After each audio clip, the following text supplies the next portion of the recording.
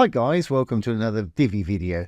This is Jamie from System22 and webdesignandtechtips.com. Well, this is another in our series of Divi for Beginners videos. We've had a lot of questions lately about using the gradients in backgrounds. Now, gradients are wonderful. Here's an example of just a simple gradient, but you can do all kind of things with gradients. You can separate the colors, you can put the separation in specific places. And this is used a lot in the Divi designs I've seen. You can have them nice and symmetrical, so you've got 50-50 either side. You can make them diagonal if you want to. And we're just touching the surface here. You can curve them out, get some fantastic results that way. You can even encapsulate your text within parts of your gradient. If you throw an image in the background, you can have your gradient on the top of your image and come up with all kinds of things. And that's exactly what we've done here in this one. Just got an image in the background, gradient on the top. So let's show you how to do this. There's no coding involved in this today at all. We're just using the inbuilt features of the Divi theme itself. Let's add a new page. I'm just going to call mine grad. I'm going to use the Divi builder, obviously. I'm going to go ahead and build from scratch. Now, Divi throws in a section by default here. Asks you to throw in a row. I'm going to keep this very simple. I'm going to put a single column in my row.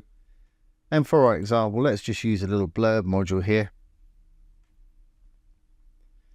I'll switch out that image for an icon. That'll do fine. And let's just go to design. I'm going to make that text a little bit wider.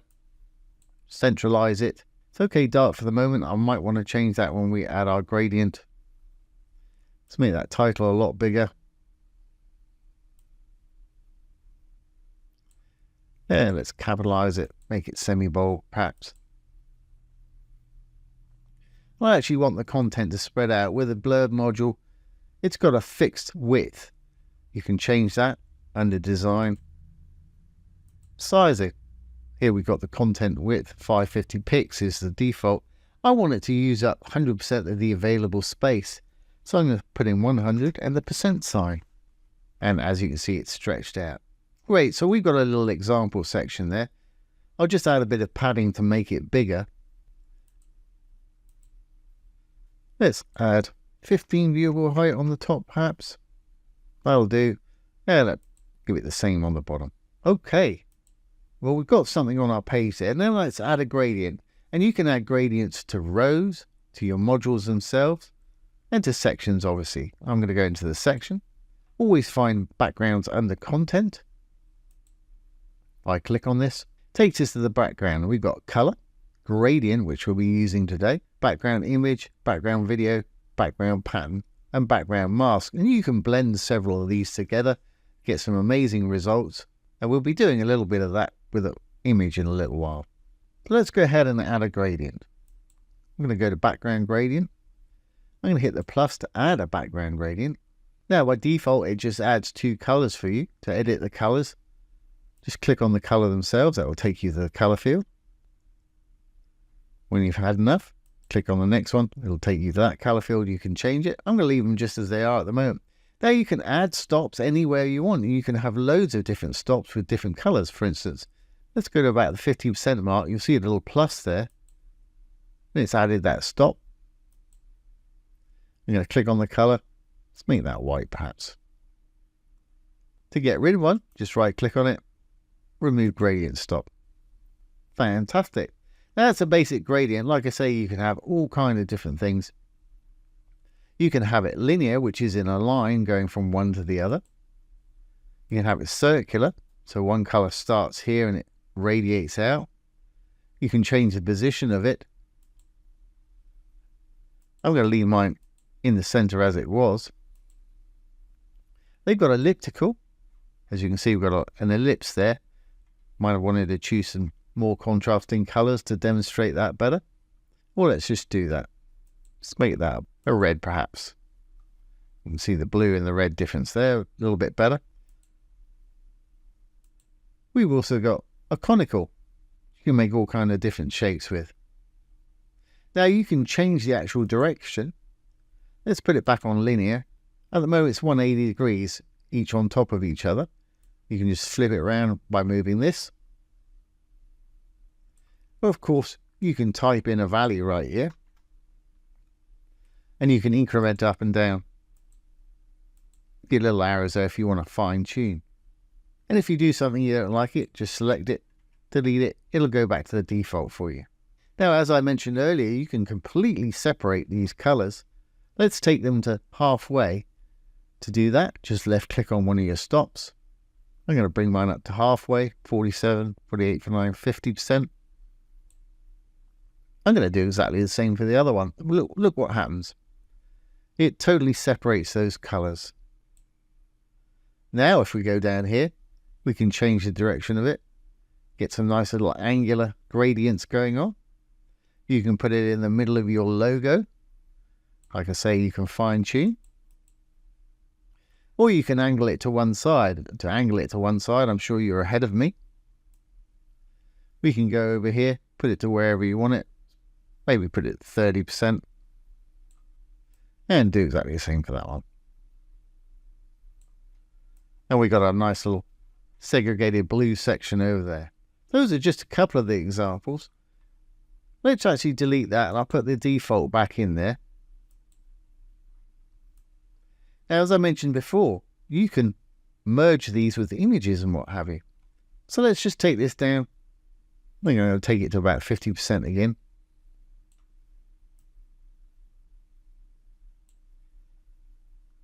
Now let's change the shape of this, perhaps. I'm going to change it from linear to perhaps circular. As you can see, I've got a little circle in there. That's great for adding some info. We could shrink up that text if you wanted to encapsulate it in there. But what we're going to do with this is merge it with a little image. To do that, if we roll back up, right next door to our gradient tab is background image tab.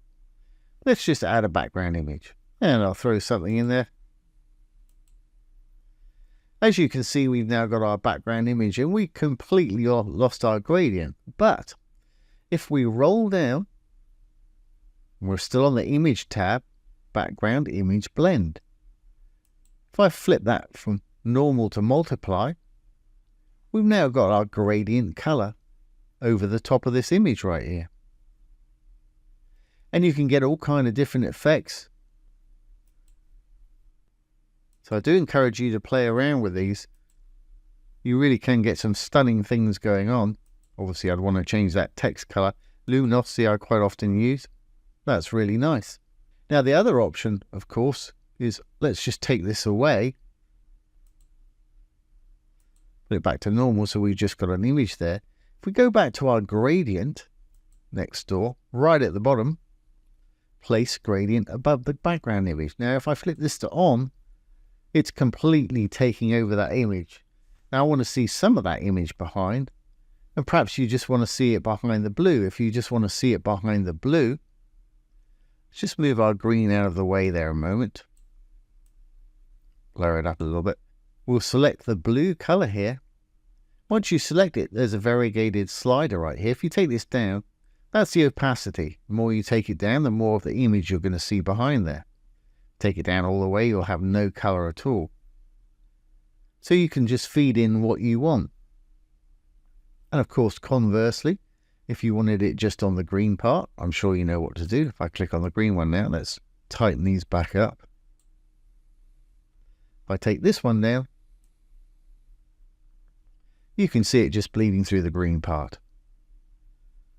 And of course, you can mix and match. Go back into our blue one now. I'll take the opacity down a bit on that. You'll be able to see both the image and the gradient going on there. And if we tidy that back up, fantastic. And once you're happy, obviously, save and exit the visual builder. Actually, before we exit, let's just make that module a little more visible. I'm going to go to design. I'm going to make all the text light in color. Stands out a little bit better. Right up the top, we've got the icon. Bang that one white too. Fantastic. Now, if we save and exit the visual builder. And there we have it. There's how to use a little gradient with an image background right there. And as I say, you can go to town with this, you can do some great stuff, and it really is an underutilized Divi feature, in my opinion. So I hope you've enjoyed this today and found it useful. Don't forget, if you have any questions, pop them down below the video. I'll do my best to answer them for you, make a little demo video like this one. So once again, this has been Jamie from System22 and webdesignandtechtips.com. Thanks for watching. Have a great day.